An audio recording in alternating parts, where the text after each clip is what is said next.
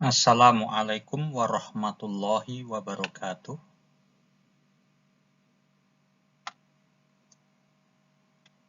Kita berjumpa lagi dalam mata kuliah Manajemen SDM Strategik.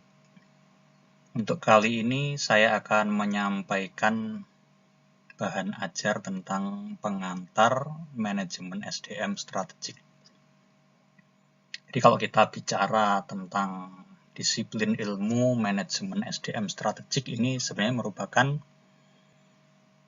gabungan antara dua disiplin ilmu, yaitu manajemen SDM dengan manajemen strategik.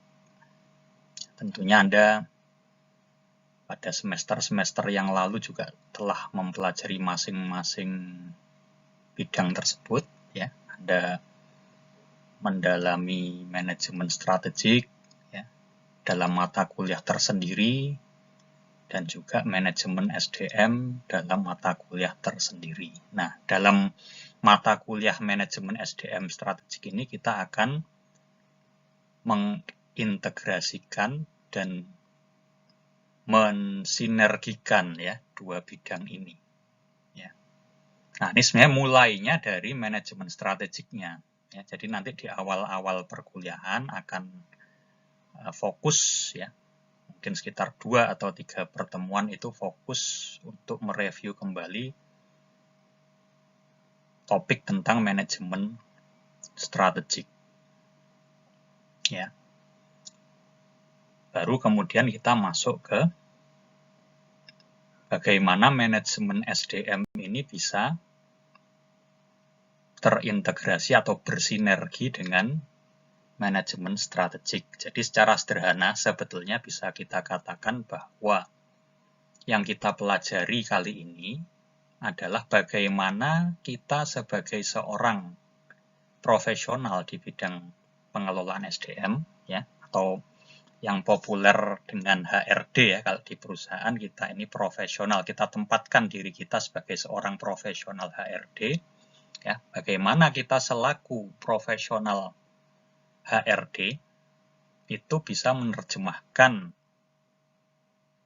strategi dari top management sedemikian rupa sehingga kita bisa menyediakan SDM yang memang sesuai dengan kebutuhan strategis perusahaan. Ya, jadi misalnya kalau perusahaan kita, ya, strategi yang ditetapkan oleh top management adalah misalnya mengembangkan pasar baru dengan produk-produk yang inovatif. Nah, ini kita terjemahkan bagaimana. Ya, kira-kira SDM seperti apa yang bisa membantu perusahaan kita mencapai tujuan tersebut, gitu kan? Nah, kalau katakanlah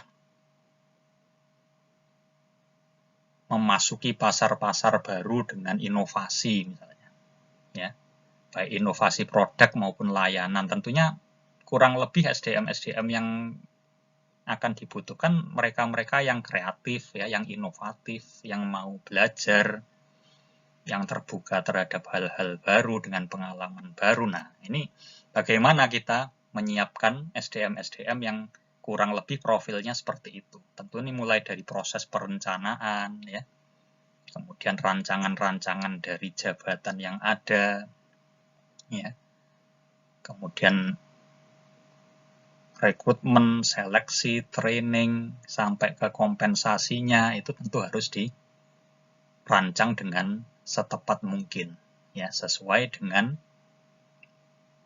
keinginan strategis dari pihak top management. Kurang lebih itu yang akan kita pelajari dalam mata kuliah kita saat ini.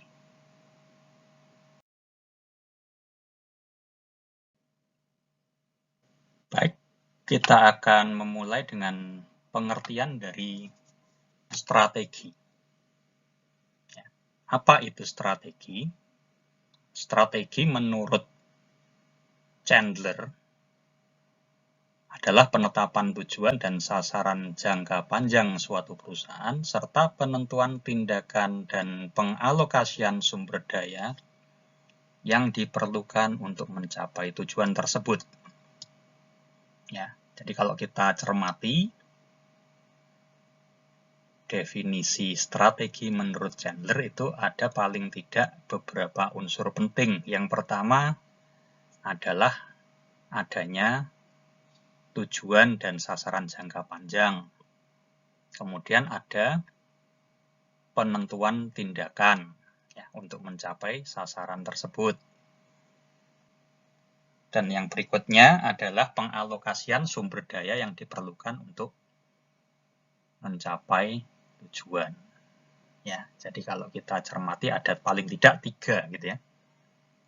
Ada 3 unsur dalam strategi itu, yaitu tujuan jangka panjang, kemudian tindakan-tindakan yang akan dilakukan untuk mencapai tujuan itu, dan sumber daya yang diperlukan.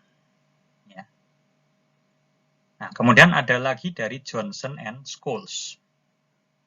Nah, sebenarnya sama kalau kita cermati, ya. Cuma kalau kita lihat, ya, Johnson and Scholes ini definisi yang lebih baru, ya, jauh lebih baru. Ya. Kalau kita lihat tahunnya, Johnson and Scholes itu tahun 1990-an, Chandler tahun 1960-an. Ya, nah, tentu ini era yang berbeda. Ya. Kalau kita lihat ya, pada tahun 1960-an tentunya situasinya tidak sekompleks pada tahun 1990-an.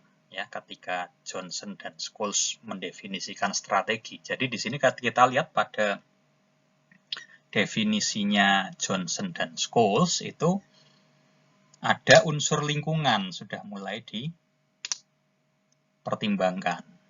Ya, jadi bagaimana menyelaraskan ya tadi ya tujuan, ya kemudian sumber daya itu tadi terhadap perubahan lingkungan ya, khususnya terhadap pasar, pelanggan, dan klien. Kemudian satu hal lagi di sini ada satu unsur lagi yang penting yang mungkin belum muncul pada definisi sebelumnya, yaitu stakeholders ya. Di sini perusahaan sudah mulai mempertimbangkan para pemangku kepentingan ya. Jadi banyak pihak-pihak yang sebetulnya berkepentingan terhadap perusahaan. Ya, kalau dulu mungkin orang cuma menganggap perusahaan itu kaitannya hanya dengan pelanggan dan pemasok mungkin gitu ya. Kalau sekarang dengan situasi yang semakin kompleks ya, semakin banyak pihak yang berkepentingan ya. Selain supplier dan pelanggan, ada misalnya pemerintah, masyarakat ya. Kemudian juga mungkin pesaing.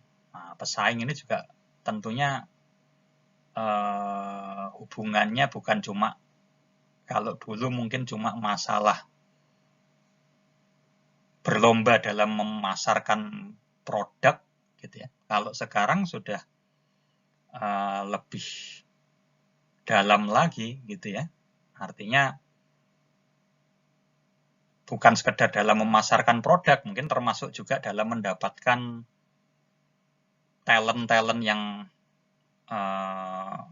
unggul gitu ya, SDM yang unggul. Lalu strategi juga untuk bisa menempatkan diri dalam ya, bersaing dalam menempatkan diri, memposisikan diri secara lebih baik di masyarakat ya. Jadi ada program-program CSR itu ya, corporate social responsibility ya. Jadi itu juga sebuah persaingan untuk membangun image gitu ya. Nah, jadi semakin banyak gitu ya kompleksitas yang terjadi. Jadi hubungan antara perusahaan dengan pesaingnya itu tidak semata dalam memperebutkan pasar ya, dalam menjual barang siapa yang lebih laku gitu, bukan gitu ya, tapi tadi ya, bagaimana kita mendapatkan image yang lebih baik di mata masyarakat, di mata pemerintah ya. Bahkan terkadang dengan pesaing itu tidak saling seringkali sekarang tidak hanya bersaing gitu ya, tapi bisa berkolaborasi ya, tergantung kepentingannya ya, seperti kita bisa benchmark ya, melakukan benchmark pada bidang-bidang tertentu ya. Loh kok mau gitu ya, misalnya pesaing kita di benchmark gitu ya, apa tidak takut misalnya keunggulannya nanti dicuri ya, atau rahasia perusahaannya diketahui ya.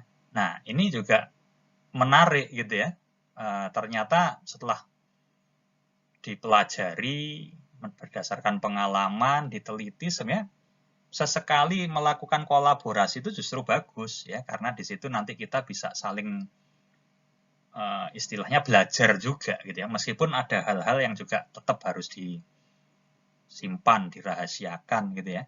Tapi pada bidang-bidang tertentu kita bisa membuka diri untuk apa? Saling belajar. Ya.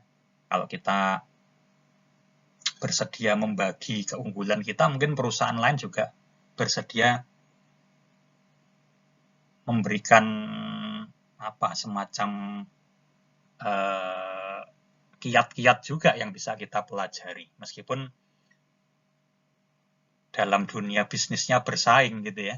Nah, jadi ini unik kita hubungan dengan para stakeholders ini ya. Jadi ini bisa menimbulkan apa? Kompleksitas yang baru. Makanya kemudian pengertian strategi itu menjadi semakin luas gitu ya. Bagaimana kita berinteraksi dengan banyak pihak ya, sebagai pemangku kepentingan gitu ya. Nah, kurang lebih seperti itu ya.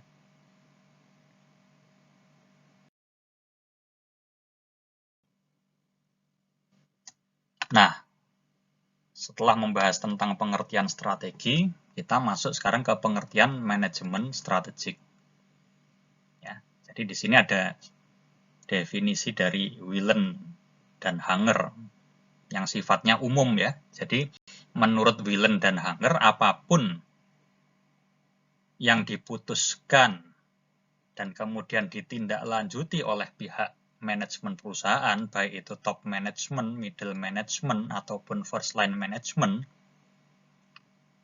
yang mana keputusan dan tindakan tersebut akan menentukan kinerja jangka panjang suatu perusahaan, maka itu tercakup dalam manajemen strategik.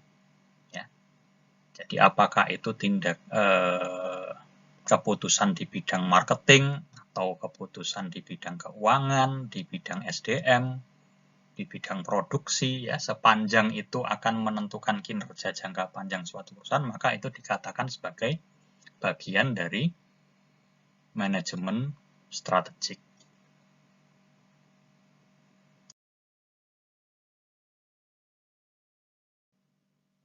Nah, kalau ini definisi yang lebih detail, ya. Kalau tadi dari Whelan dan Hanger itu bersifat sangat umum, ini ada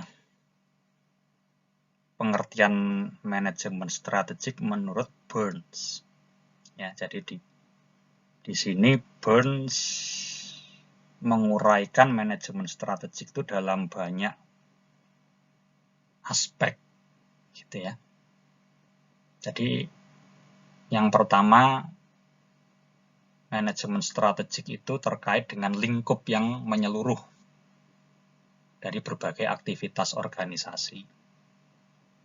Ya. Jadi mencakup semua fungsi, ya.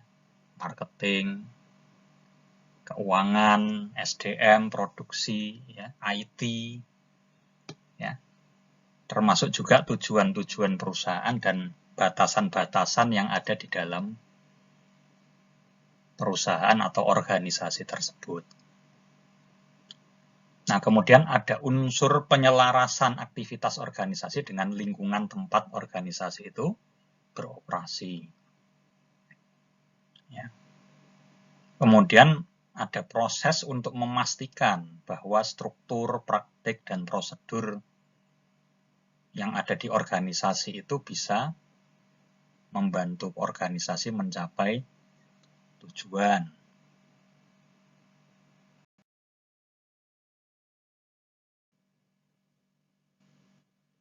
Nah, ini masih dari Burns.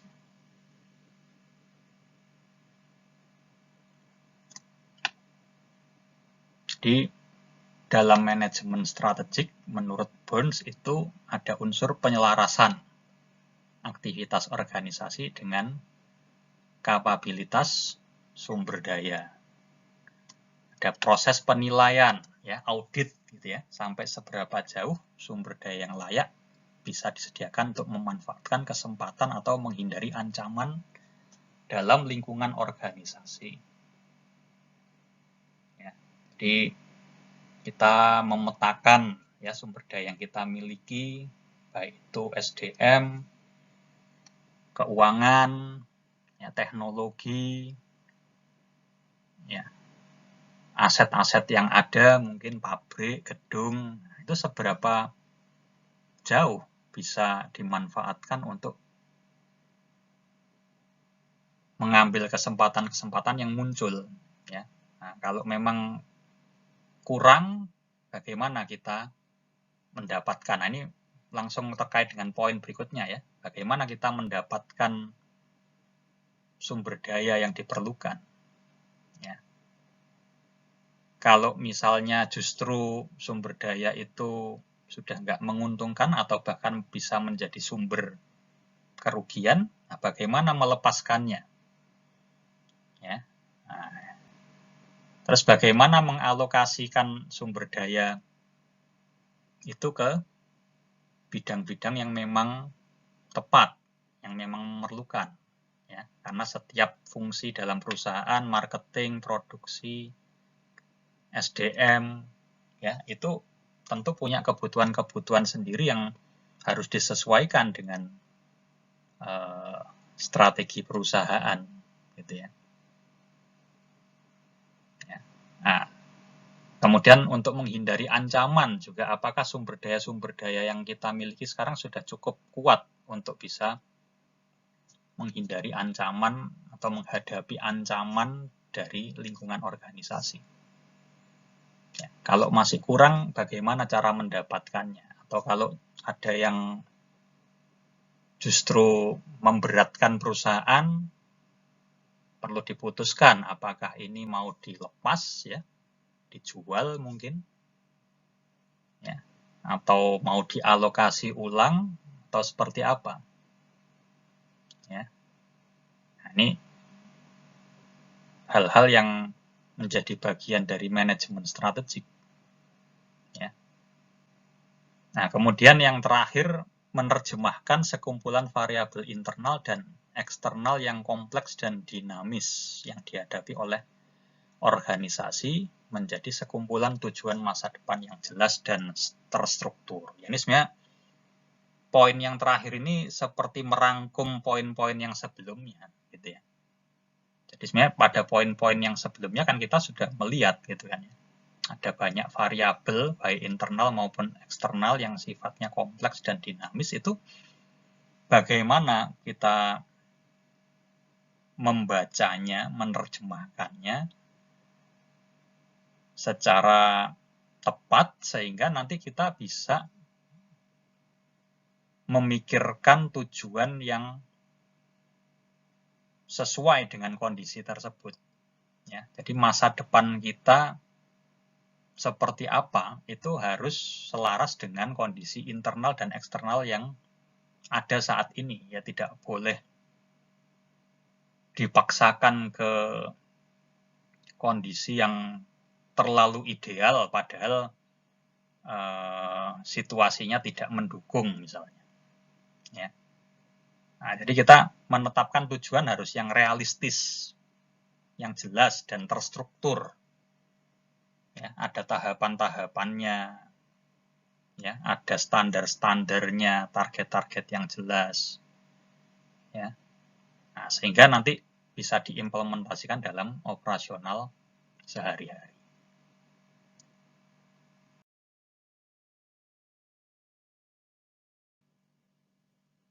Nah, ini kita lihat ada 3 kutub ya dalam manajemen strategik. Jadi ada senior management atau top management, ya, manajemen puncak, karena memang yang berwenang untuk mengambil keputusan-keputusan strategik itu adalah manajemen puncak. Ya, manajemen-manajemen yang di bawahnya itu tinggal menerjemahkan saja sebenarnya, ya, meskipun juga perlu dilibatkan ya dalam proses pengambilan keputusan strategik. Ya. Tapi tentunya yang paling berwenang di sini adalah manajemen puncak ya, atau top management, atau kalau di sini diistilahkan senior management. Ya. Kemudian ada unsur lingkungan, ya, karena memang tadi Anda ingat dari definisi-definisi yang ada, manajemen strategik itu kaitannya adalah bagaimana kita bisa beradaptasi dengan lingkungan yang ada. Ya. Bagaimana kita bisa survive dengan kondisi lingkungan yang ada saat ini, yang selalu berubah. Ya. Bukan sekedar survive, tapi malah kalau bisa memanfaatkan kondisi lingkungan ini sehingga kita bisa lebih unggul dari pesaing-pesaing kita. Nah, kemudian kutub yang terakhir adalah sumber daya, ya, resources. Nah, sebenarnya antara environment dengan resources tadi kalau kita lihat kan terkait erat, gitu ya. Pada definisi-definisi sebelumnya, bagaimana kita menyelaraskan sumber daya yang kita miliki ini dengan lingkungan yang ada. Ya, karena sumber daya itu terbatas, kita nggak bisa mengambil semua sumber daya yang ada. Ya. Sementara lingkungan ini kita nggak bisa mengendalikan. Ya. Dinamikanya nggak bisa kita kendalikan, kompleksitasnya nggak bisa kita kendalikan, dan kecepatan perubahannya juga akan semakin cepat saat ini. Gitu ya. Nah, ini jadi gimana dengan resource yang ada ini kita bisa mengambil langkah-langkah yang tepat untuk bisa mengambil peluang-peluang yang ada di lingkungan maupun menghadapi ancaman yang muncul dari lingkungan. Nah, ini peran dari, sekali lagi kalau kita kaitkan lagi dengan kutub yang pertama tadi, ini semua tugasnya senior management ya untuk ya tentunya bukan semata tugas senior management, tapi senior management lah yang sebagai penanggung jawab terbesar di sini. Gitu ya. Kalau manajemen-manajemen yang lain ya, middle management, apalagi first line management, mungkin kalau first line management cuma pelaksana saja gitu ya. Kebanyakan gitu ya. Meskipun sekarang dengan model-model partisipatif mungkin mereka juga sudah mulai dilibatkan. Ya. Tapi sekali lagi yang paling berperan, paling bertanggung jawab di sini adalah senior management. Ya.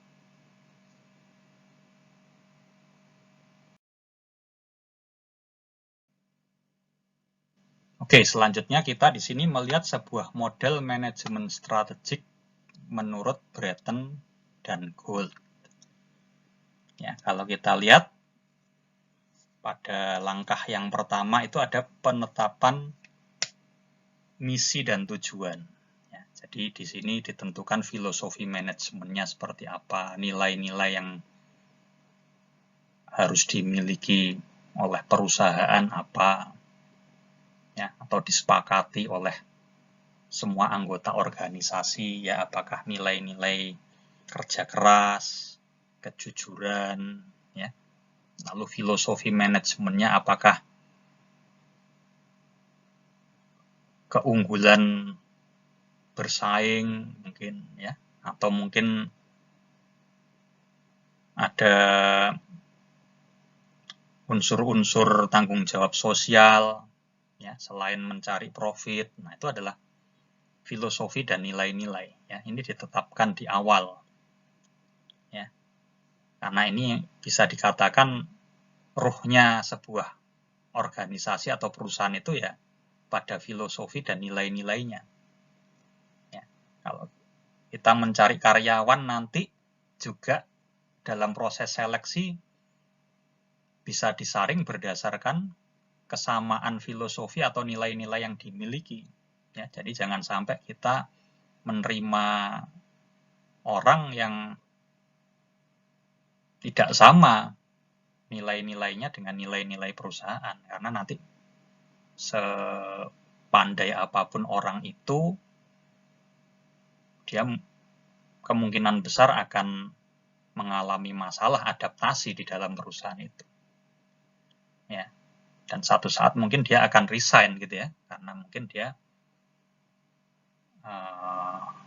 mengalami konflik batin gitu ya, karena ketidaksamaan nilai.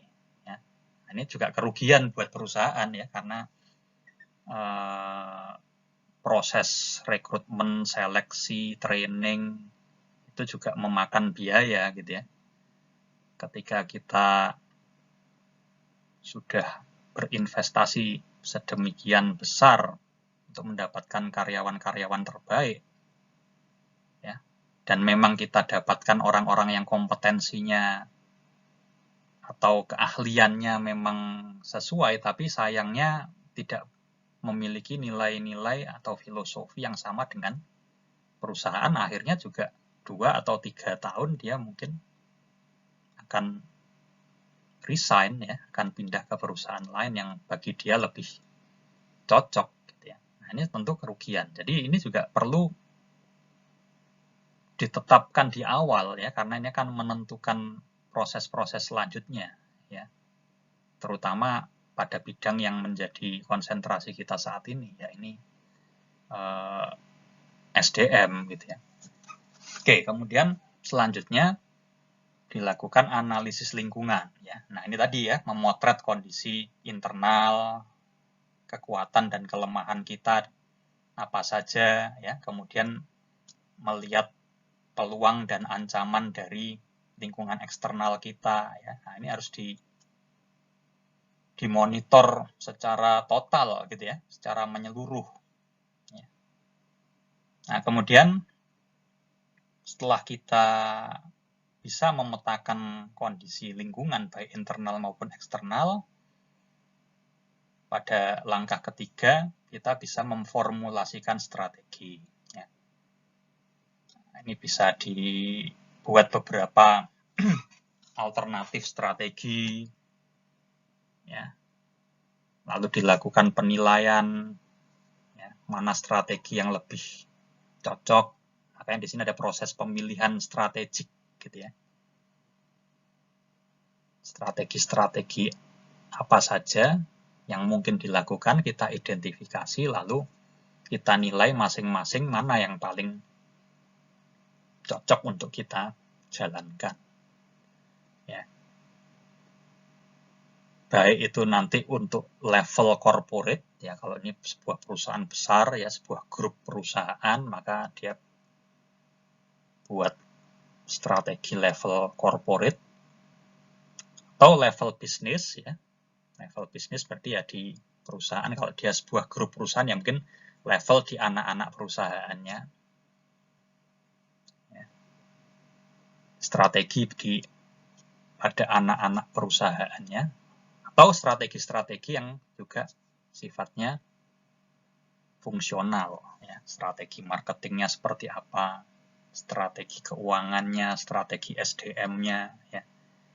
Strategi IT-nya mungkin. Ya. Di strategi itu, kalau kita lihat nanti ada slide yang akan menunjukkan bahwa strategi itu berlapis gitu ya. Ada yang paling tinggi strategi tingkat corporate gitu ya. Kemudian ada strategi tingkat bisnis atau perusahaan, ada strategi tingkat fungsional. Nah, berikutnya tentu dilaksanakan, diimplementasikan ya. Pada langkah keempat ada implementasi strategi, yang dimana di sini tentu faktor kepemimpinan ya perlu dipikirkan ya, kepemimpinan yang cocok untuk sebuah strategi seperti apa. Ya, lalu struktur yang memang bisa menjalankan strategi itu seperti apa. Ya. Sistem kontrolnya, ya, pengendaliannya, auditnya, agar strategi itu memang bisa dipastikan bekerja sesuai harapan.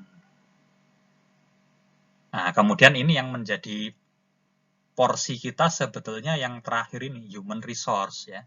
SDM-nya bagaimana? Ya. Untuk melaksanakan atau mengimplementasikan strategi itu dibutuhkan SDM dengan profil seperti apa, karakteristik seperti apa. Ini tugas kita ya, orang HRD gitu ya. Untuk mempersiapkan SDM yang dibutuhkan, baik secara kuantitasnya maupun kualitasnya. Ya. Nanti banyak keputusan di sini, apakah mau diambil dari internal, ya, apakah mau merekrut dari eksternal, ya, apakah ada proses manajemen karir, ya, kemudian perancangan kompensasinya yang bisa memacu SDM itu untuk bekerja sesuai dengan strategi organisasi itu seperti apa. Ini perlu dipikirkan. Ya. Oke, yang terakhir, langkah yang kelima tentunya dievaluasi. Apakah strategi ini berjalan sesuai rencana? Ya, ada dua di sini ya, ada kinerja operasinya dan kinerja keuangannya.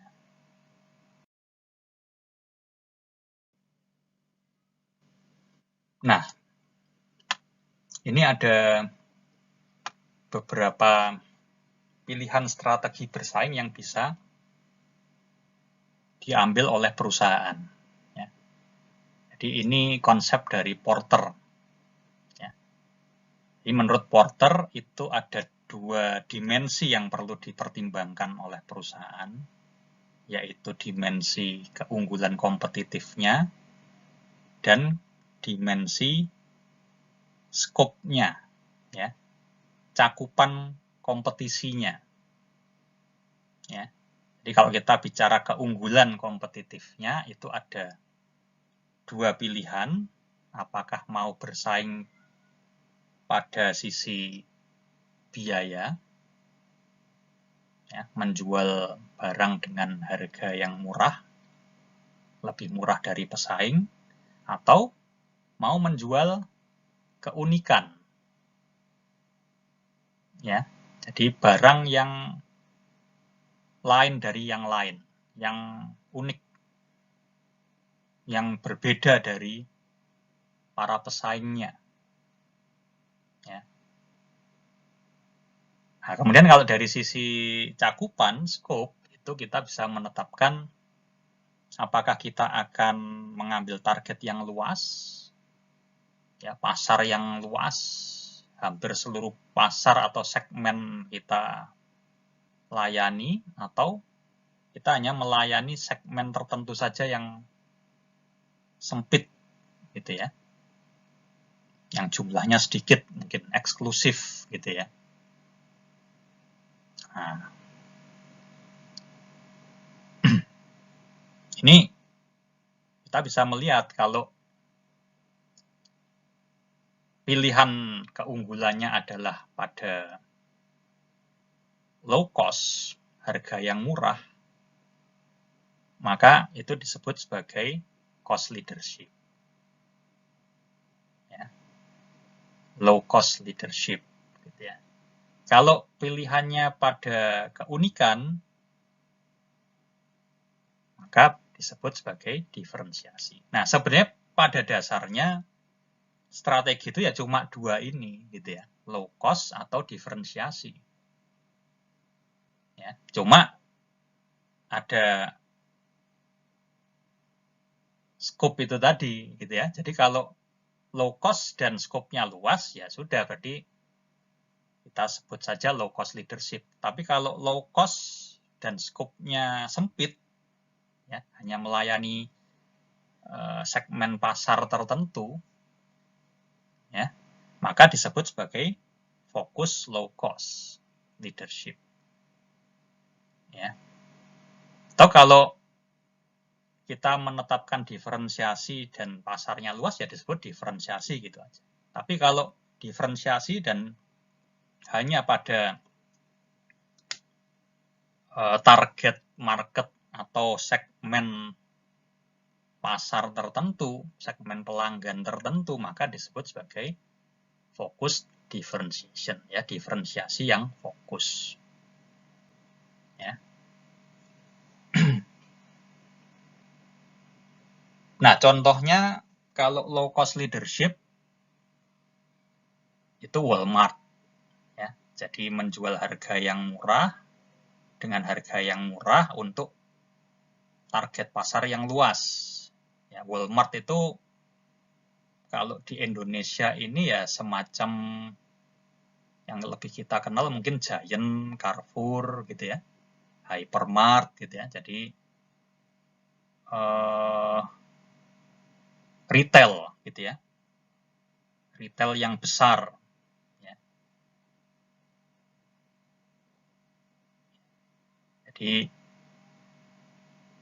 semacam ya hypermarket sebenarnya anunya ya.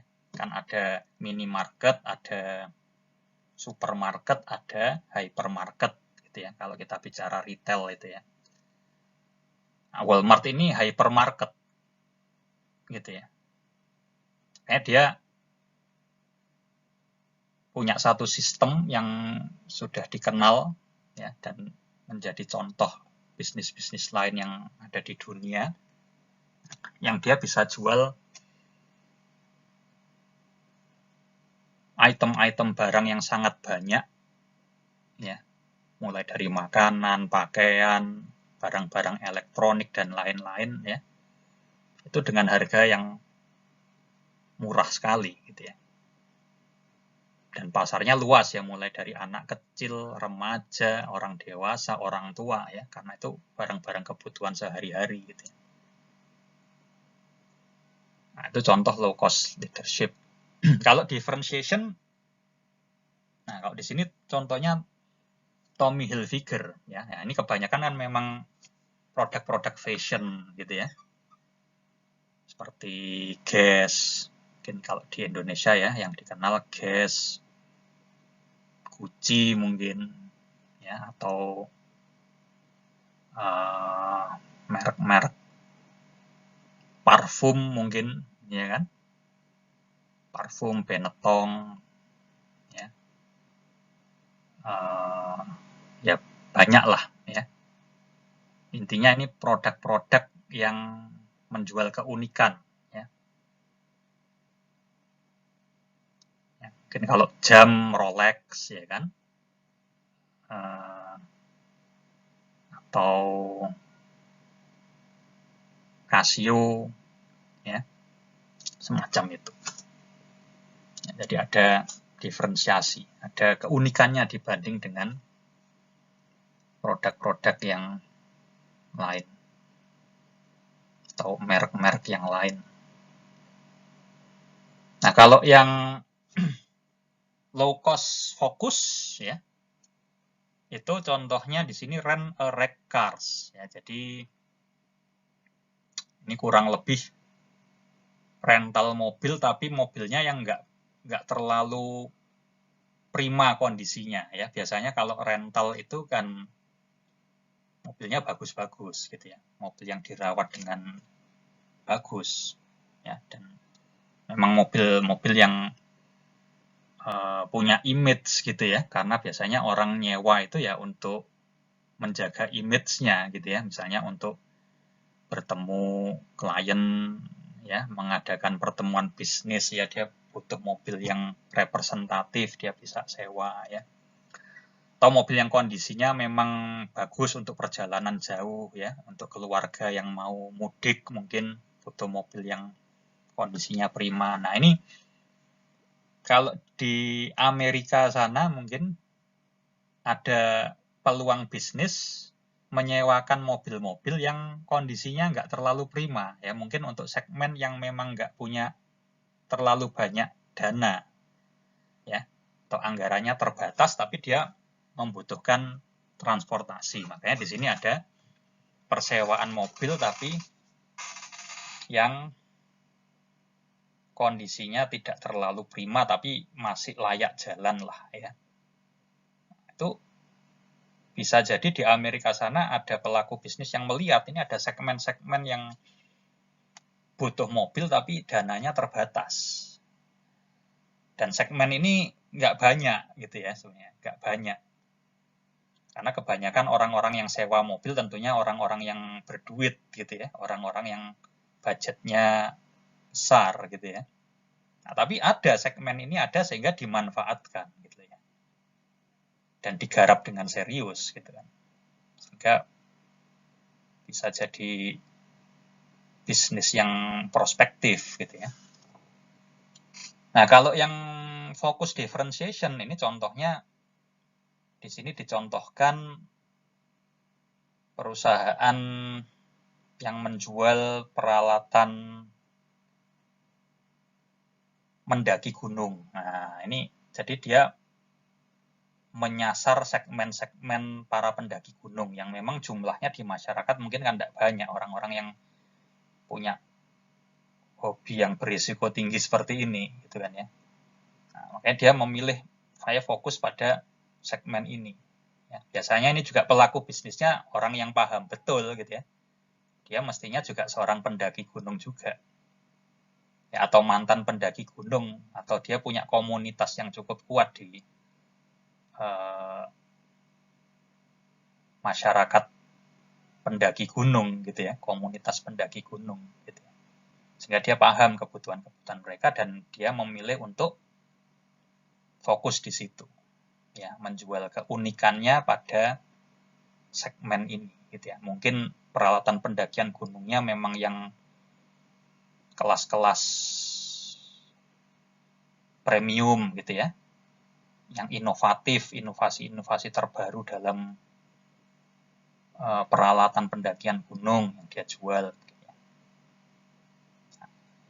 Tuh, kurang lebih seperti itu ya. Jadi nanti silahkan Anda kalau misalnya mulai tertarik untuk berbisnis, itu Anda bisa pilih salah satu, mau fokus kemana. Nah, tentunya ini nanti kembali pada definisi-definisi yang sebelumnya, ya. Melihat sumber daya yang Anda miliki saat ini seperti apa. Ya. Dan tentunya passion gitu ya, passion Anda di mana ya, karena berbisnis itu juga harus sesuai dengan passion kita gitu ya, dengan minat kita ya, kurang lebih seperti itu.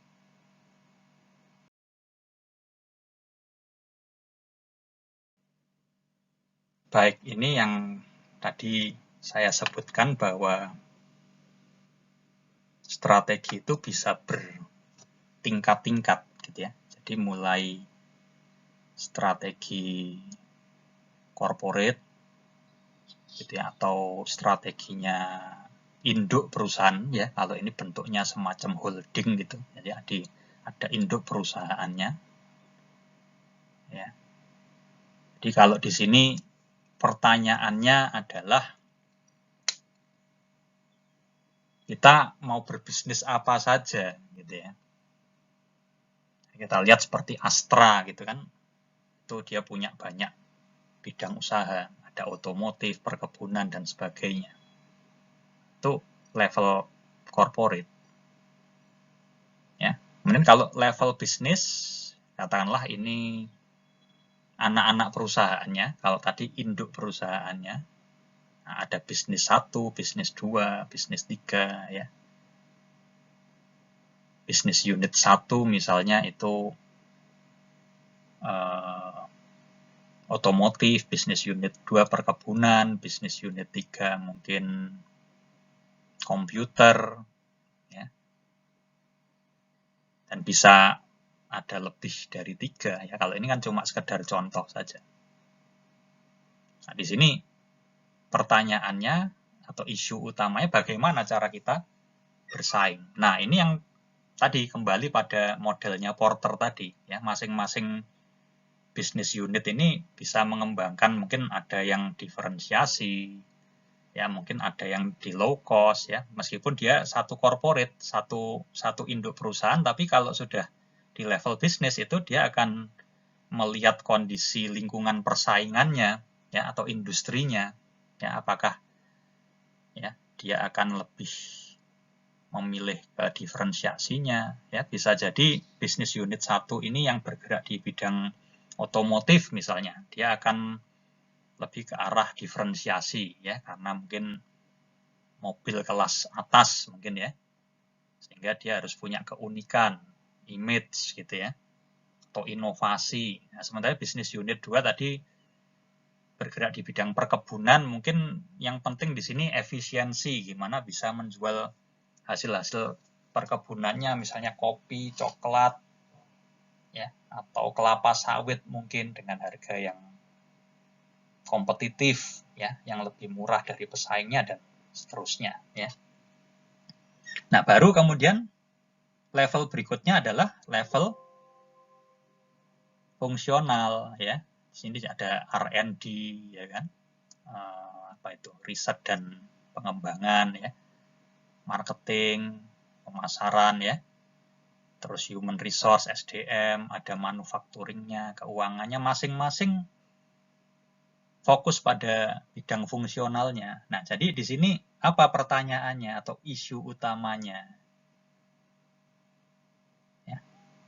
Bagaimana kita mensupport ya, atau mendukung strategi dari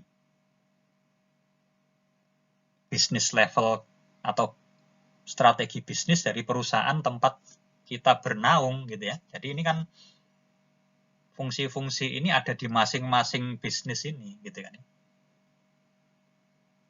Nah, tentunya orientasinya bagaimana saya sebagai marketing di katakanlah di perusahaan otomotif itu harus membuat satu strategi pemasaran mobil yang ampuh gitu ya, yang efektif untuk bisa memenangkan persaingan. Ya, bagaimana saya sebagai HRD di perusahaan otomotif tadi bisa mendapatkan SDM yang memang sesuai dengan strategi perusahaan. Misalnya untuk bagian perancangan produknya, tentunya mungkin harus cari engineer yang kompeten gitu ya, para perancang, desainer, ahli mesin yang punya kompetensi yang mumpuni gitu ya, untuk merancang sebuah mobil yang nanti bisa unggul di pasaran ya. Untuk orang marketingnya tentunya juga orang-orang yang mungkin menguasai pasar, gimana bisa mendapatkan orang seperti ini ya, yang kreatif dalam merancang satu strategi komunikasi pemasaran misalnya ya, dan seterusnya ya. Nah, nanti karena bidang kita di sini ya, di sini dirinci lagi ya, di human resource ini ya, apa saja yang harus ditata dalam aspek SDM ini ya. Tentunya kembali filosofi ya, filosofi SDM kita seperti apa yang sejalan dengan filosofi perusahaan ya, kebijakannya, programnya, praktek-prakteknya, prosesnya ya, itu benar-benar direncanakan dengan detail. Nah, satu hal yang tadi saya terlewat ya, nah, semua strategi ini tentu tidak boleh melupakan kontekstual factors-nya. Jadi faktor-faktor lingkungan, faktor-faktor yang ada di luar perusahaan tapi berpengaruh, berdampak gitu ya terhadap perusahaan, yaitu pasar dari produk itu sendiri, ya. Ini kaitannya sama persaingan, lalu pasar modal, ya, bagaimana perusahaan bisa mendapatkan kepercayaan pemodal, investor, ya. Pasar tenaga kerja, bagaimana perusahaan bisa menarik SDM yang memang dia butuhkan, ya. Lalu teknologi yang ada, apakah perusahaan bisa menguasai, ya kan? Pemerintah, ya. Kebijakan pemerintah, bagaimana menyikapinya, ya, dan banyak ya stakeholder yang lain, gitu ya, yang tentu tidak bisa disebut semua di sini.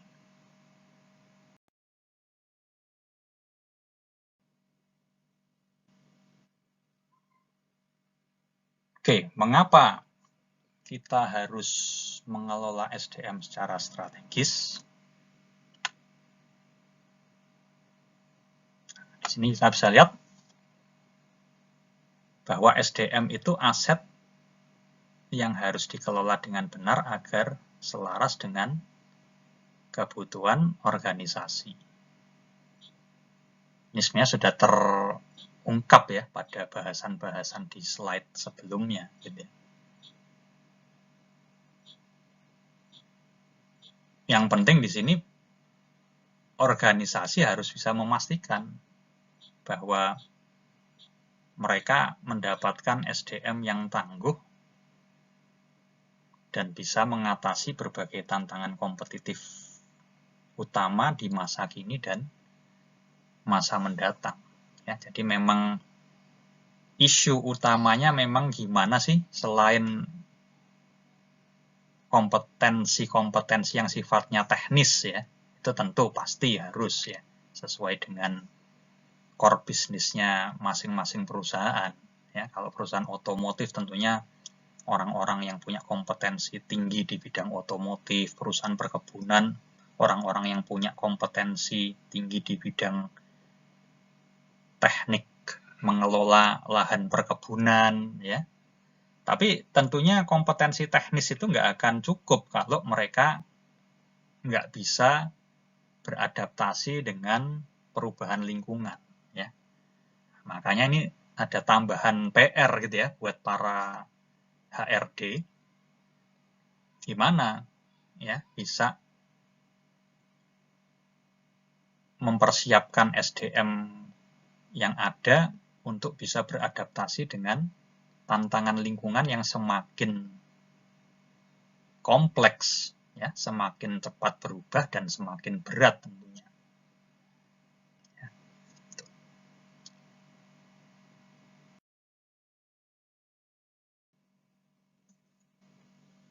Dan juga jangan dilupakan bahwa tantangan yang lain di sini adalah banyaknya pemangku kepentingan yang harus dipertimbangkan oleh organisasi.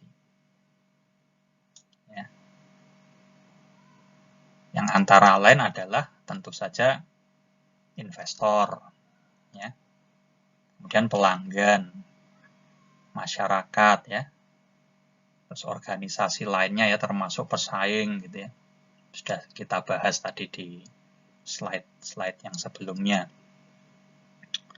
Kemudian anggota organisasi ya dalam hal ini karyawan. Ya.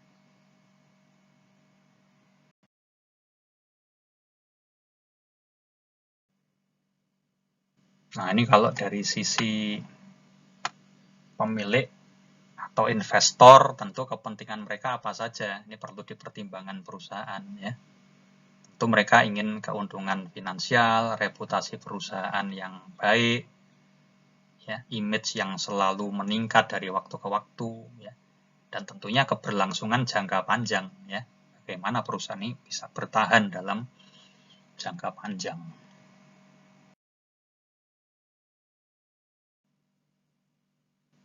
Kalau pelanggan tentunya mereka berkepentingan atas kualitas produk yang baik, ya, kualitas layanan juga, lalu kecepatan dan ketanggapan keluhan, ya. Lalu harga yang terjangkau, kemudian inovasi produk yang memang ada manfaatnya buat mereka, dan juga kenyamanan, ya, baik itu kenyamanan dalam penggunaan produk maupun kenyamanan dalam menerima layanan, ya.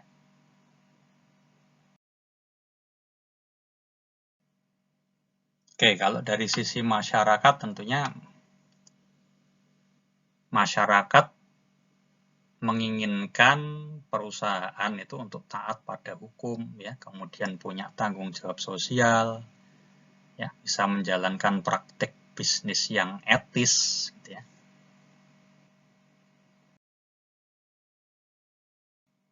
Nah, ini kalau dari sisi organisasi lain, ya. Organisasi lain itu siapa saja? Ya, bisa pemasok, bisa serikat pekerja, mitra kerjasama, bahkan mungkin pesaing juga bisa, ya. Mereka berkepentingan apa terhadap perusahaan kita?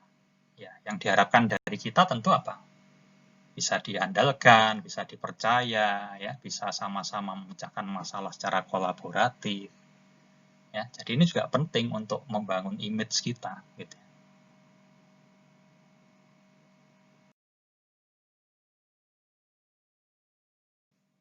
Nah, kalau dari sisi karyawan apa yang diharapkan? Ya, tentunya kompensasi yang layak, ya, berupa gaji, tunjangan, bonus, ya, kemudian lingkungan kerja, kondisi kerja yang baik, yang nyaman, yang sehat, aman, ya, dan yang tidak kalah pentingnya tentu kepastian kerja jangka panjang. Ya, ini mau nggak mau perusahaan harus berusaha untuk tetap survive, tetap eksis, gitu ya, supaya tetap bisa menjadi tempat para karyawan mendapatkan mata pencaharian mereka, gitu ya.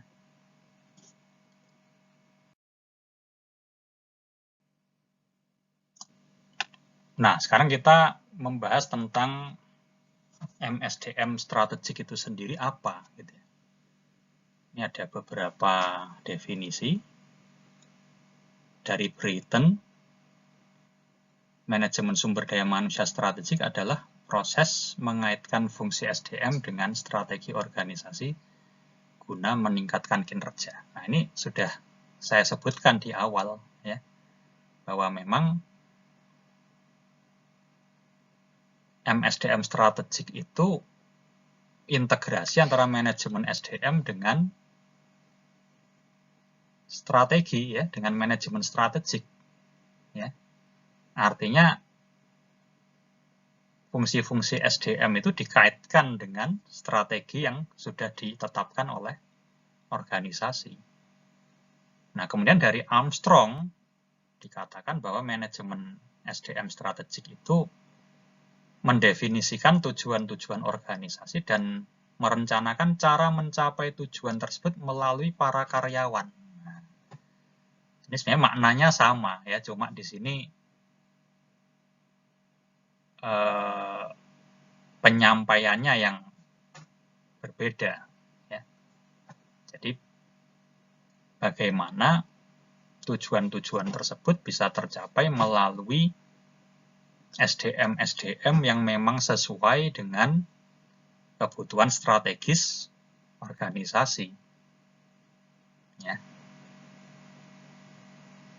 Jadi kalau pengertian dari Armstrong ini sebenarnya manajemen SDM strategik ini juga mencakup manajemen strategiknya otomatis, gitu ya, karena dia katakan awalnya mendefinisikan tujuan-tujuan organisasi. Nah, ini kan manajemen strategik, ya. Baru kemudian direncanakan bagaimana mencapai tujuan tersebut melalui para karyawan. Nah, ini manajemen SDM-nya, ya, menggunakan fungsi-fungsi SDM mulai dari rekrutmen, seleksi, training, kompensasi, penilaian kinerja, ya, untuk menghasilkan karyawan-karyawan yang sesuai dengan strategi perusahaan.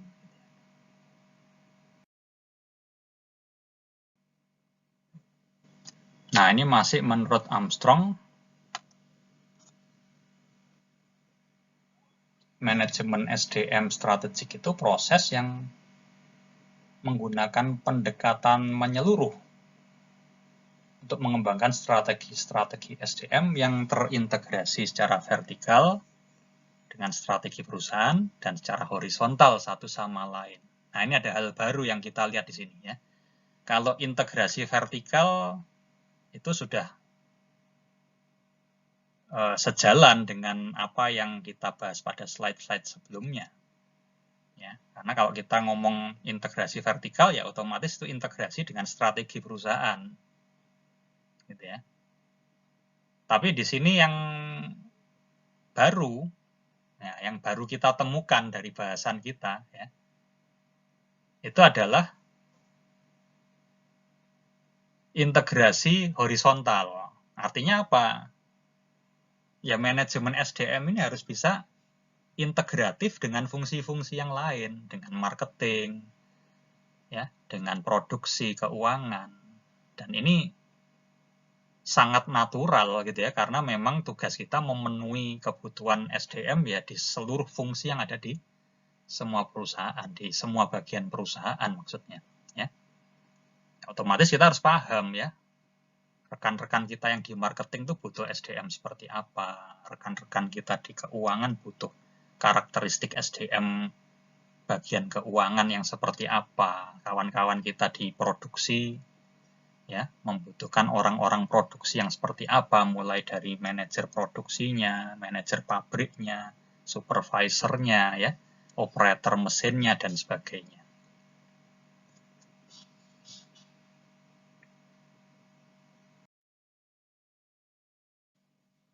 Nah, ini ada definisi dari Purcell. Tapi definisi ini menurut saya malah sebenarnya ini manajemen strategik ya. Jadi apa tindakan-tindakan yang membedakan perusahaan dari pesaingnya? Ya ini di manajemen strategik gitu ya. Khususnya pilihan strategi yang diferensiasi tadi. Nah, tapi kalau memang maksudnya di sini adalah tindakan-tindakan yang terkait dengan pengelolaan SDM-nya, ya betul gitu ya. Bahwa karena semua tindakan pasti melibatkan SDM, jadi ya tidak salah sebetulnya ya. Cuma ini mengarah pada strategi secara keseluruhan gitu ya. Oke.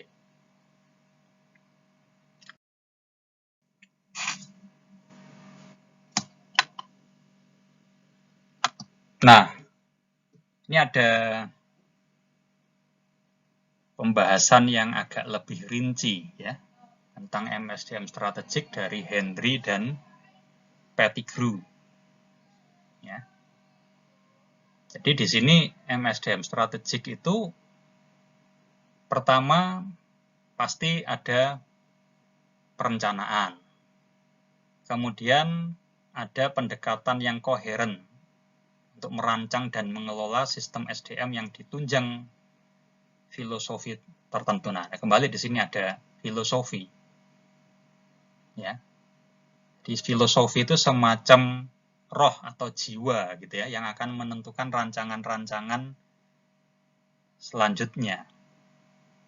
Oke, kemudian ada penyelarasan berbagai aktivitas dan kebijakan SDM dengan strategi perusahaan. Nah, ini sudah kita pahami ya, sangat kita pahami karena dari awal tadi juga sudah isu utamanya bagaimana mengaitkan fungsi SDM ini dengan strategi perusahaan. Kemudian memandang para karyawan sebagai sumber daya strategis untuk mencapai keunggulan bersaing. Nah ini ya, jadi gimana supaya karyawan ini memang benar-benar bisa membantu perusahaan mencapai keunggulan bersaing. Ya, sehingga mereka sangat strategis nih, ya, para karyawan ini. Ya.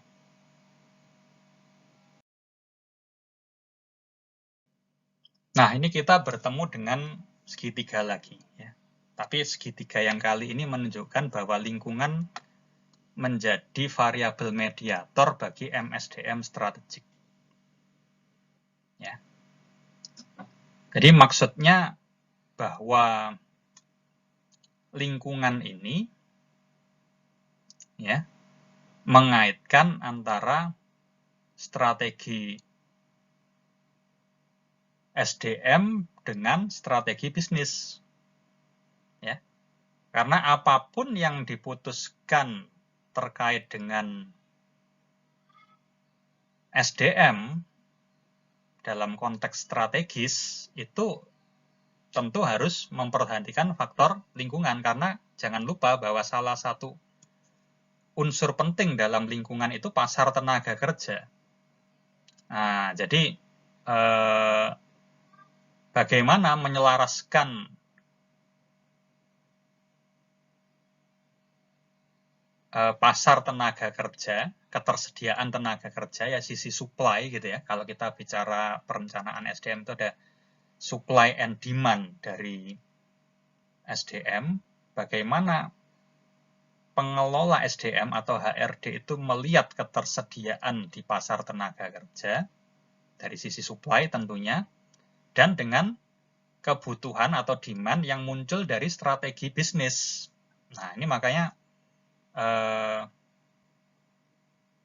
peran MSDM strategik ini sangat ditentukan oleh lingkungannya.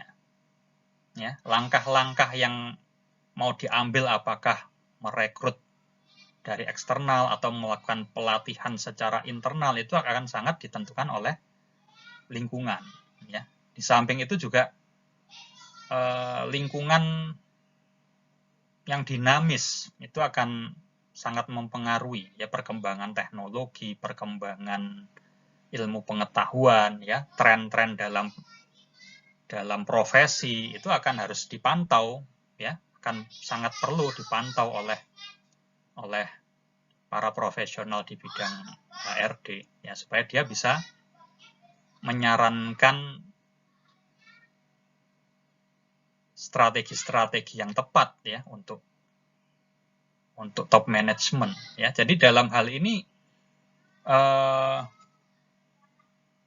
profesional SDM ya atau HRD itu bukan sekedar menerjemahkan strategi dari top management, tapi juga harus bisa ikut memberi masukan gitu ya yang tepat pada top management gitu ya. Ya, jadi ada proses dua arah gitu ya, bukan satu arah saja dari top management ke HRD, tapi juga dari HRD ada masukan-masukan yang berharga setelah melihat atau memonitor kondisi lingkungan yang ada, ya. Terutama lingkungan-lingkungan yang terkait dengan tenaga kerja tentunya ya, sesuai kompetensinya.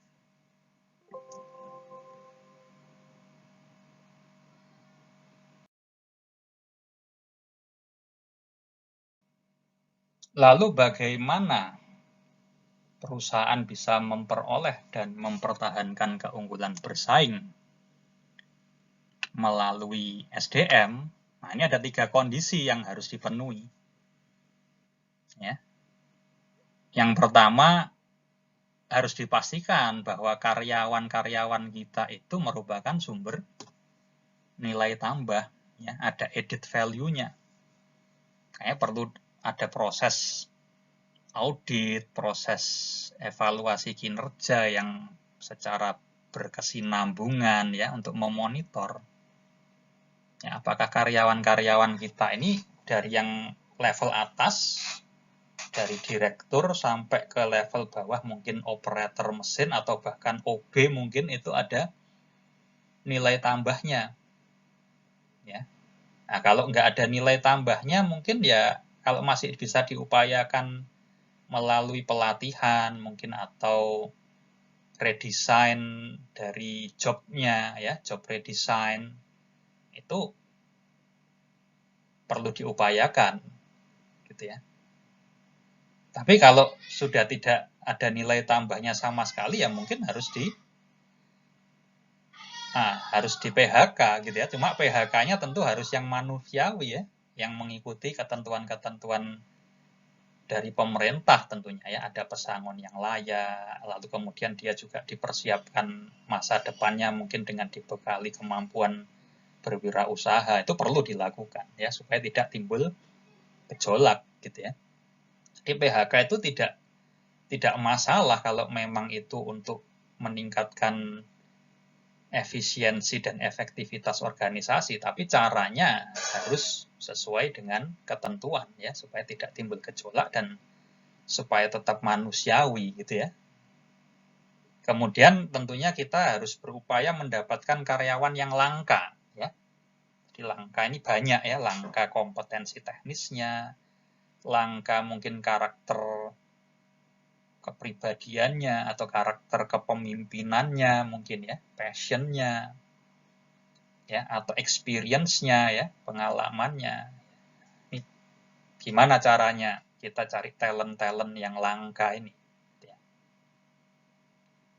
Oke, kemudian budaya yang tidak bisa ditiru. Nah, ini juga sulit juga ya.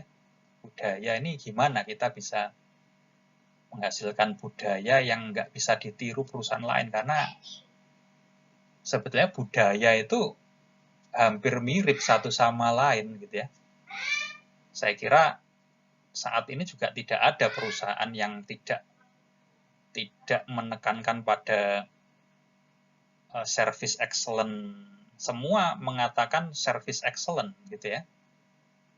Terus mungkin bicara soal kedisiplinan ya. Mana ada perusahaan yang kemudian tidak menekankan disiplin atau malah sebaliknya ya, menyuruh karyawannya untuk tidak disiplin, tidak ada ya.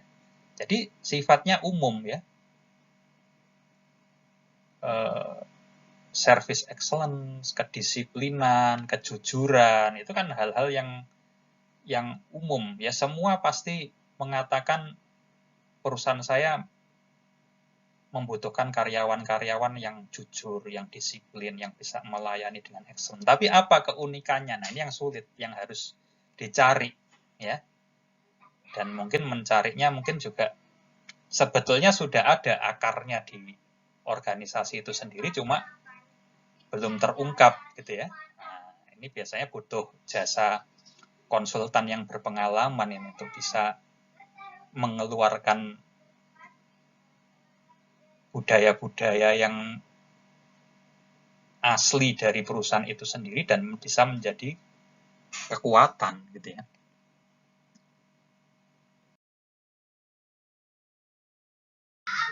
Nah, kalau ini tentunya Anda sudah tidak asing ya sebagai mahasiswa yang berada pada konsentrasi MSDM ya. Jadi sudah beberapa semester kita mendalami berbagai topik yang terkait dengan manajemen SDM, pasti sudah sangat menguasai hal ini ya. Jadi di awal tentunya ada perencanaan SDM. Ya, tapi di sini perencanaan SDM dalam konteks strategik harus mengantisipasi perubahan ya. Karena bisa jadi kita merencanakan kebutuhan SDM untuk 3 tahun ke depan ya. Itu aja sudah belum ada 2 tahun, mungkin nanti sudah ada perubahan yang signifikan yang mengharuskan kita merevisi rencana kita. Ya, jadi kalau era sekarang ini mungkin secara tahunan harus dievaluasi yang namanya rencana, karena bisa jadi sudah kurang relevan dengan keadaan lingkungan ya, saking cepatnya perubahan itu. Ya, kemudian tentu ada analisis jabatan dan pemodelan kompetensi. Nah, ini penting juga ya. Terkait pemodelan kompetensinya ini juga berkembang terus dari waktu ke waktu dengan sangat cepat. Ya. Bidang-bidang yang sekarang lagi tren mungkin setahun 2 tahun lagi sudah berubah, sudah digantikan oleh hal-hal yang lain gitu ya. Nah, ini perlu kita pantau terus gitu ya. Kemudian rekrutmen ya, seleksi,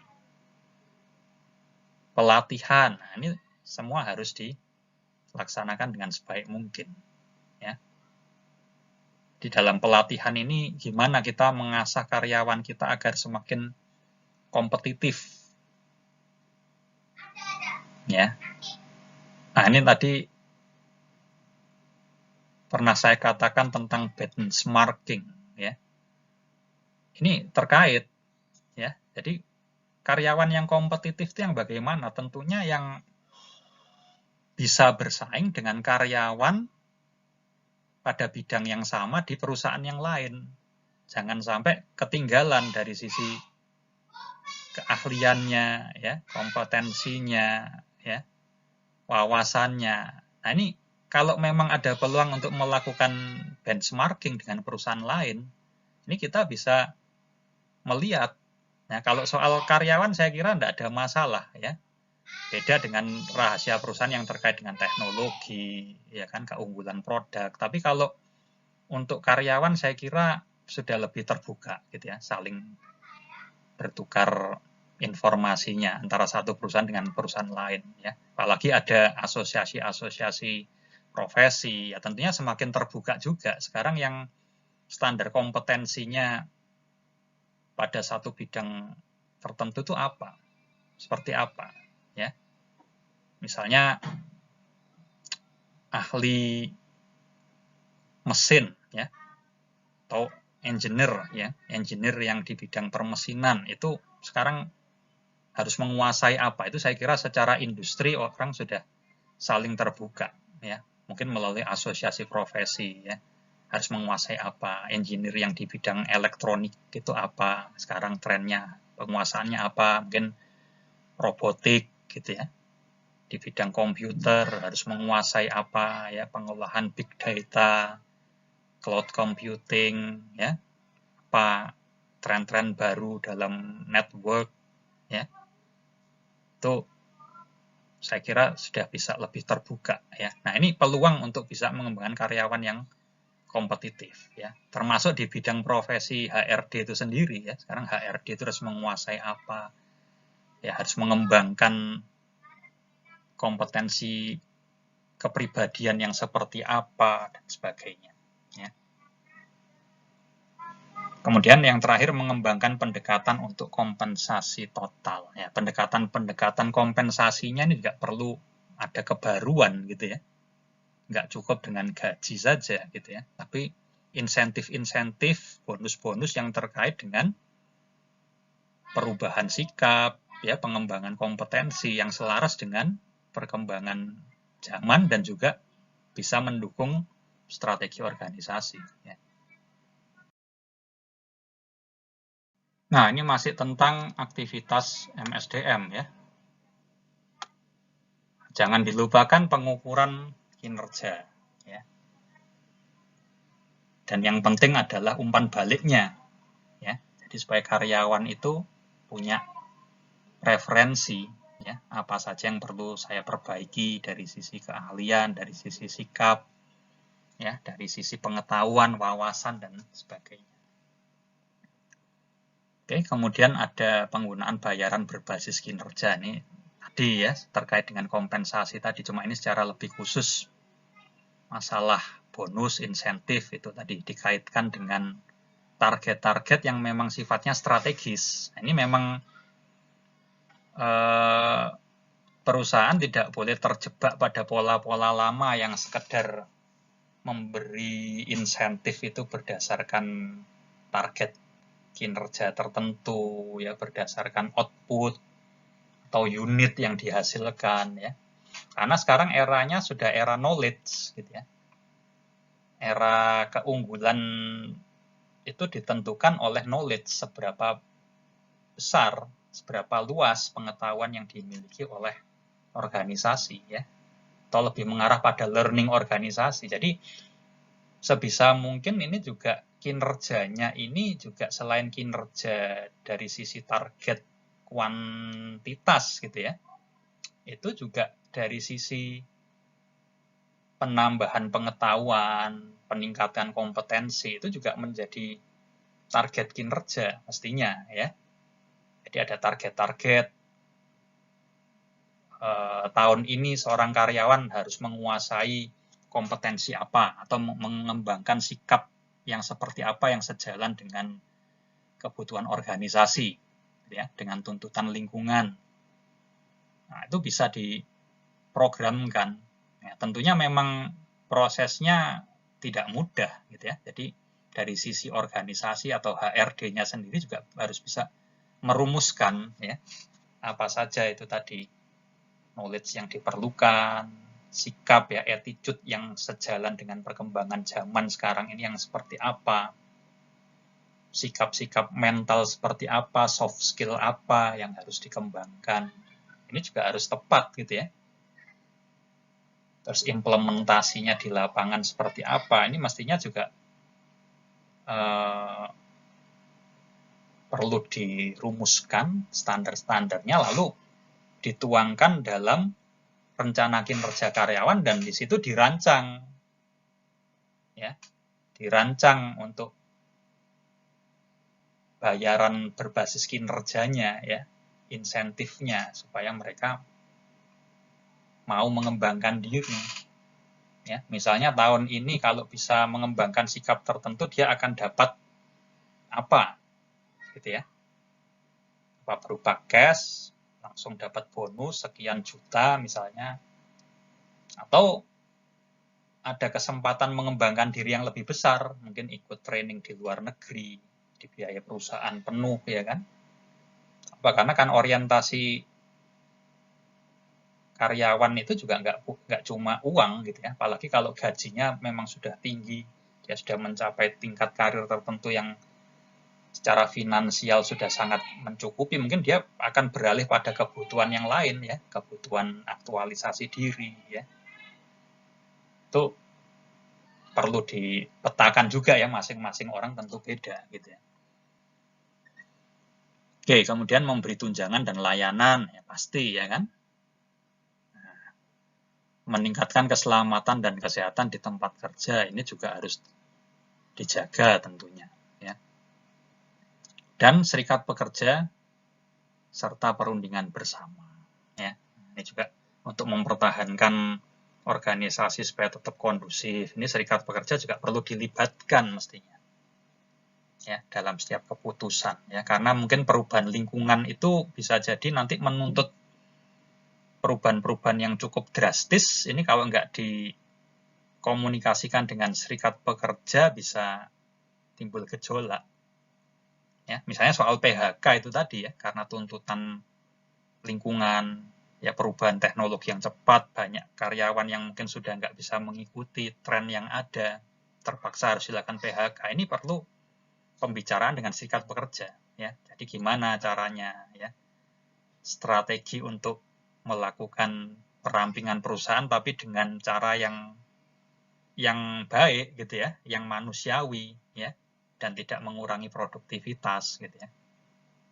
Ya siapa tahu juga karyawan-karyawan yang di PHK itu juga dibekali kemampuan berwirausaha dan bisa jadi mitra perusahaan juga gitu ya, untuk mengembangkan bisnisnya perusahaan juga bisa saja gitu ya. Jadi harus dilihat peluang-peluang seperti itu, tidak boleh tutup mata kita ya.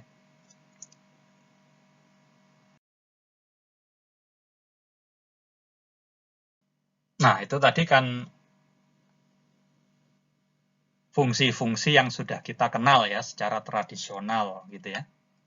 Nah, sekarang perannya apa? Ya kalau fungsi-fungsi tentunya tidak banyak berubah karena itu memang secara natural itulah yang dilakukan oleh Departemen SDM. Nah, tapi sekarang yang perlu dikembangkan adalah perannya ya.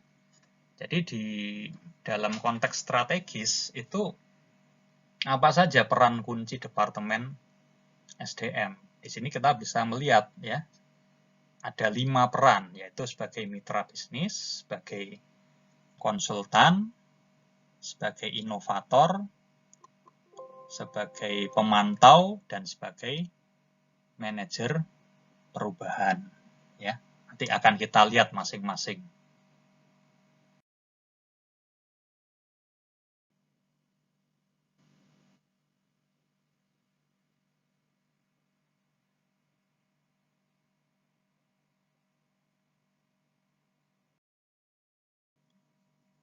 Oke, ini sebagai mitra bisnis, Departemen SDM perlu menunjukkan perhatian pada tujuan seluruh stakeholders.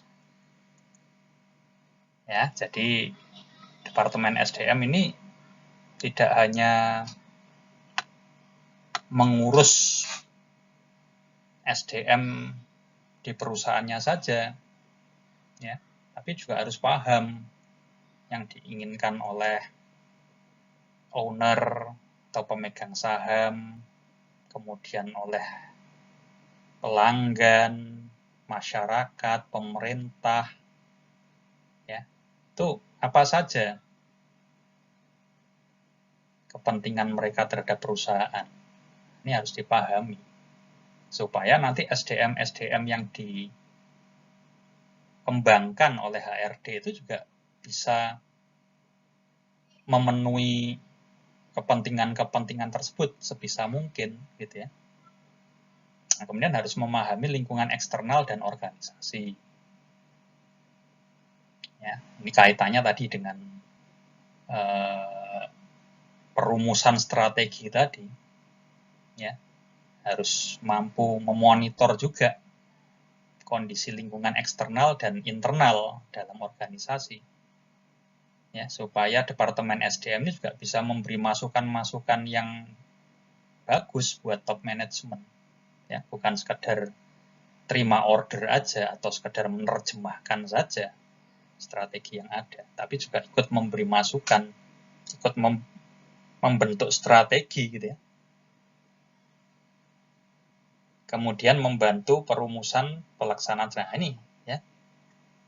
Langsung pada poin berikutnya langsung terlihat gitu ya. Bahwa mereka harus ikut dalam perumusan dan pelaksanaan strategi. Kemudian kalau terjadi merger, akuisisi ya, atau membentuk joint venture secara internasional, otomatis mereka juga terlibat gitu ya. Kemudian menunjukkan bagaimana aktivitas manajemen SDM bisa mempengaruhi hasil akhir. Nah, ini perlu ya untuk membuat orang itu percaya pada Departemen SDM. Jadi harus ada pengukuran-pengukuran ya. Ada KPI ya yang bisa dipertanggungjawabkan sehingga orang yakin bahwa oh memang Departemen SDM ini punya kontribusi gitu ya dalam pencapaian tujuan organisasi. Kemudian sebagai konsultan, nah, Departemen SDM harus bisa memandang bahwa para manajer lini dan karyawan lainnya itu adalah pelanggan mereka. Ya, dan Departemen SDM adalah sebagai mitra untuk bisa memenuhi kebutuhan para manajer lini dan karyawan. Kemudian Departemen SDM dalam hal ini juga harus bisa mengembangkan berbagai praktik dan kebijakan SDM berdasarkan masukan dari para manajer lini dan karyawan.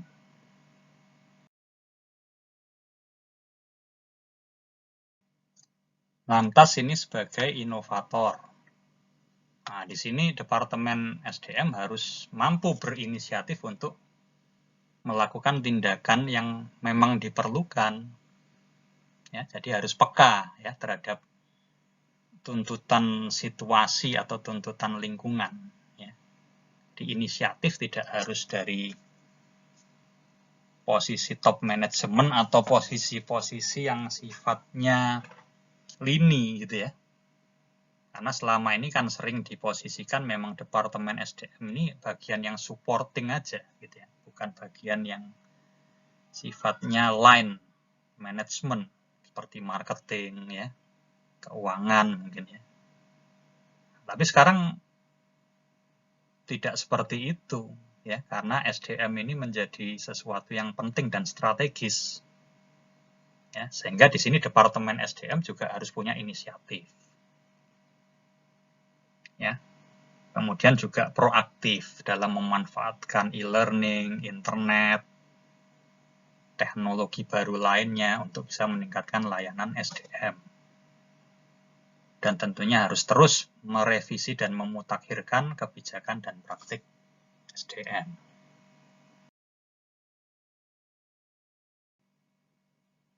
Kemudian sebagai pemantau, Departemen SDM harus memastikan bahwa hukum ketenagakerjaan dipahami dan dipatuhi. Kemudian harus mengevaluasi efektivitas kebijakan dan praktek SDM. Lalu membimbing dan mendorong para manajer lini untuk mempraktekkan berbagai kebijakan SDM sesuai dengan harapan. Dan bisa bekerja sama dengan para manajer lini dan karyawan lainnya untuk merevisi kebijakan jika diperlukan. Ya, jadi intinya di sini sebagai pemantau ini memastikan ya bahwa apa yang sudah digariskan sebagai kebijakan dan sistem SDM itu benar-benar terlaksana. Ya. Ini memang perlu kerjasama yang erat dengan para manajer lini ya sebagai supervisor di bagiannya masing-masing. Ya. Nah, ini mungkin peran yang paling menantang, yaitu sebagai manajer perubahan. Ya. Ini kesan strategisnya ada di sini sebetulnya. Ya. Karena memang harus melihat visi jangka panjang yang akan dituju oleh perusahaan. Jadi harus punya sifat yang visioner ya sebenarnya orang-orang di Departemen HRD itu. Ya. Kemudian ini yang sesuai dengan kompetensi bagian HRD tentunya adalah apa? Memahami bakat-bakat apa yang diperlukan untuk melaksanakan berbagai strategi jangka panjang. Ini memang porsinya orang HRD ya, memantau talent-talent yang ada, gitu ya. Kemudian mengantisipasi kekhawatiran para karyawan dan menciptakan solusi. Nah, ini kalau ada perubahan pasti ada keresahan ya dari para karyawan, ya baik di level atas maupun level bawah itu semua resah biasanya kalau ada perubahan, ya, karena takut mungkin perannya berkurang atau takut di PHK mungkin ya karena sudah nggak sejalan lagi dengan perkembangan. Sudah tidak bisa berkontribusi. Nah, ini gimana? Ya, kebijakan dari Departemen SDM untuk bisa mengantisipasi hal-hal seperti ini. Ya. Dan menjadikannya justru sebagai sebuah peluang untuk lebih berkembang, ya, untuk belajar hal-hal yang lebih inovatif mungkin. Gitu ya. Perlu komunikasi ya, dengan para karyawan, para manajer, ya, dengan top management juga, ya.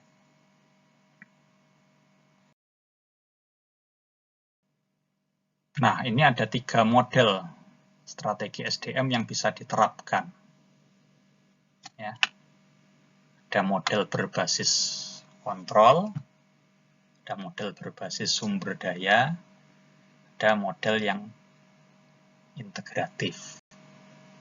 Oke, berikutnya akan kita bahas satu persatu. Baik, ini yang pertama control based model ya. Jadi model yang berbasis kontrol atau pengendalian. Ya. Jadi di sini memanfaatkan struktur manajemen dan strategi SDM untuk mengontrol seluruh aspek pekerjaan guna memastikan produktivitas tenaga kerja yang tinggi dan tingkat profitabilitas. Ya, jadi ini lebih ke arah instrumen, ya, teknik pengendalian. Ya, jadi di sini lebih banyak monitoring, ya, pemantauan terhadap perilaku karyawan. Ya. Ini yang control based model. Kemudian yang berikutnya resource based model. Jadi ini berbasis pada sumber daya. Ya. Jadi model ini didasarkan pada sifat pertukaran imbalan dengan upaya atau reward and effort. Ya. Jadi ini lebih pada bagaimana memotivasi karyawan untuk mengeluarkan semua effort terbaik mereka dengan memberikan imbalan-imbalan yang menarik, gitu ya, atau yang memang sesuai dengan kebutuhan masing-masing SDM. Jadi ini di sini SDM ini dipandang sebagai aset, ya, bukan sekedar biaya variabel, gitu ya, tapi aset yang perlu dikembangkan. Ya.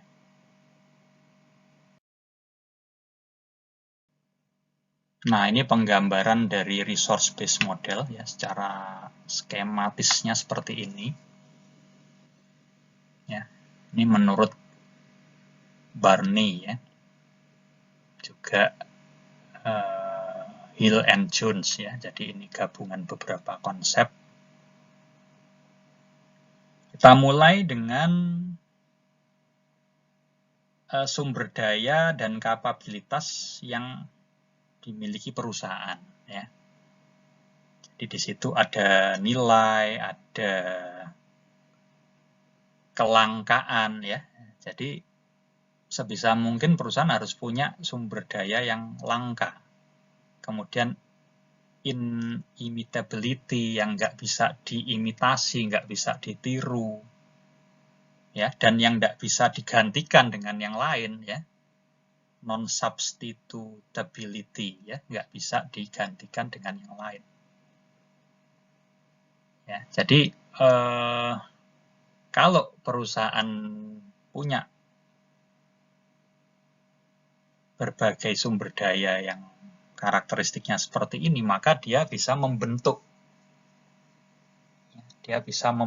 strategi yang akan membuat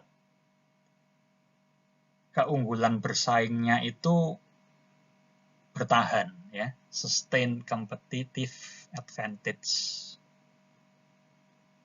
Ya. Nah, jadi ini semacam siklus, ya, sebenarnya. Ada proses pengembangan juga, ya, melalui strategi gimana bisa mengembangkan value lebih lanjut, ya. Terus bisa mendapatkan sumber daya yang unik, yang langka itu lebih baik lagi, lebih banyak lagi mungkin, ya. Jadi inilah kurang lebih bagaimana resource base ini bekerja.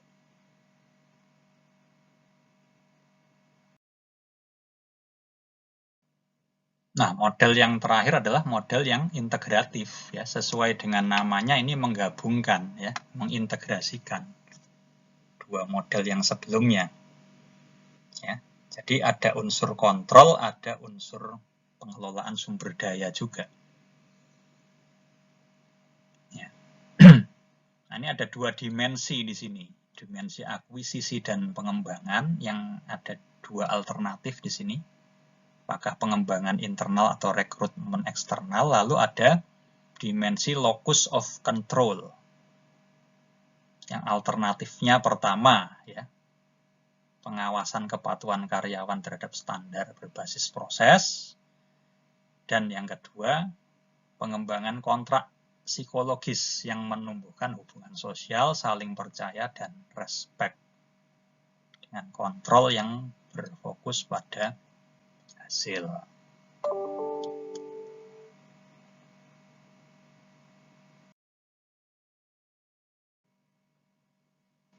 Nah, ini model integratif kalau digambarkan seperti ini, ya.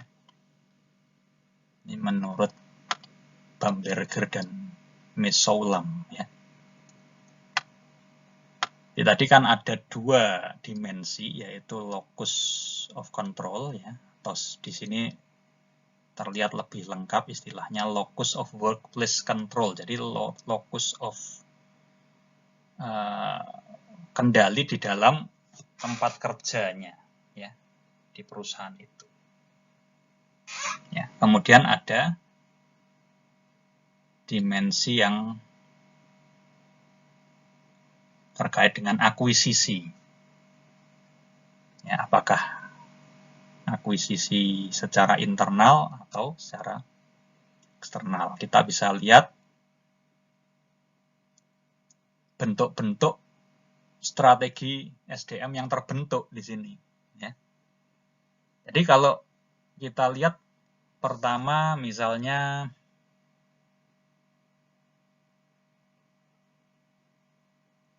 lokusnya adalah pada outcomes, pada hasil, dan akuisisi karyawannya internal, ya, artinya pengembangan dari internal, ya, cenderung hanya melatih karyawan-karyawan yang ada atau mengoptimalkan proses manajemen karir, ya, maka strategi SDM-nya adalah bentuknya komitmen, ya. Komitmen, fokusnya komitmen. Kalau lokusnya adalah outcomes, tapi lebih ke eksternal akuisisinya, ya, lebih cenderung mengembangkan organisasi itu dengan banyak merekrut orang dari luar, maka strategi SDM-nya adalah kecenderungannya ke arah kolaboratif. Ya, karena memang kalau orang dari eksternal itu kan yang diharapkan adalah pemikiran-pemikiran baru, gitu ya. Ide-ide baru atau pengalaman-pengalaman dari organisasi yang sebelumnya yang bisa diterapkan, bisa diadopsi di perusahaan kita, ya. Nah, sehingga modelnya model kolaboratif. Ya, itu yang berbasis outcomes, ya, orientasi hasil. Tapi kalau orientasinya proses, ya, nah ini cenderung, kalau proses ini kan cenderung ada kontrol yang ketat ini dari awal sampai akhir. Kalau outcomes itu kan lebih melihat hasil akhirnya saja. Ya. Nah, kalau proses dan kecenderungan akuisisi karyawannya dari internal, maka akan muncul strategi yang sifatnya paternalistik. Gitu ya. Jadi kontrol yang ketat terhadap orang-orang yang dikembangkan secara internal. Tapi kalau lebih banyak karyawan eksternal, ya, dengan lokusnya masih tetap pada proses, itu adalah kecenderungannya pada strategi yang tradisional. Ya, jadi tradisional ini yang seperti kita pelajari dari dasar-dasar, gitu ya. Jadi memang yang pakem, gitu ya, yang sifatnya pakem, mulai dari job desk, ya, lalu apa itu, rekrutmen, seleksi, training, penilaian kinerja, kompensasi, sampai audit. Ya, kenapa kok penerapannya secara tradisional lebih kuat ketika akuisisinya eksternal, ya, karena banyak orang-orang baru, ya kan, yang harus dikontrol dengan sistem, ya, karena mungkin kita memang butuh kompetensi mereka, tapi mungkin mereka secara budaya kan harus diinternalisasi dulu ke organisasi kita, ke budaya organisasi kita, ke sistem kita. Ya, jadi modelnya lebih pakai sistem, disebut tradisional HR. Kalau paternalistik kan lebih ke arah sebetulnya kekeluargaan, gitu ya. Karena ini orang-orang yang sudah lama, orang-orang yang sudah paham dengan nilai-nilai perusahaan, budaya perusahaan, ya. Tapi masih harus dikontrol secara proses, cuma kontrolnya itu secara paternalistik, ya, dengan pendekatan keguyupan, gitu ya, pendekatan apa ya, pengayoman, ya, dari para pemimpin, ya, atau orang-orang yang dituakan. Nah, ini semacam itu. Nah, ini pada akhirnya ya terserah ya, nanti mau pakai yang mana, tentu harus disesuaikan dengan kondisi yang ada, gitu ya. Jadi ini bukan masalah mana yang lebih bagus, gitu ya, tapi sepenuhnya nanti perlu dilihat berdasarkan dua dimensi ini, lokusnya kemana, apakah karakteristik bisnis kita itu lebih mementingkan langsung melihat outcomes-nya tanpa terlalu detail pada prosesnya, atau harus dipantau, dimonitor dari proses awal sampai akhir. Itu dimensi yang pertama. Ya. Lalu dimensi yang berikutnya, karyawannya kebanyakan dari mana? Dari internal atau eksternal ya. Ketika ada pengembangan, ada kebutuhan atau formasi-formasi baru, itu diisi dari internal sendiri atau eksternal. Nah, dua dimensi ini akan menentukan pilihan strategi SDM kita. Ya, jadi tidak ada strategi mana yang lebih baik kaitannya dengan efektivitas organisasi itu tadi. Ya.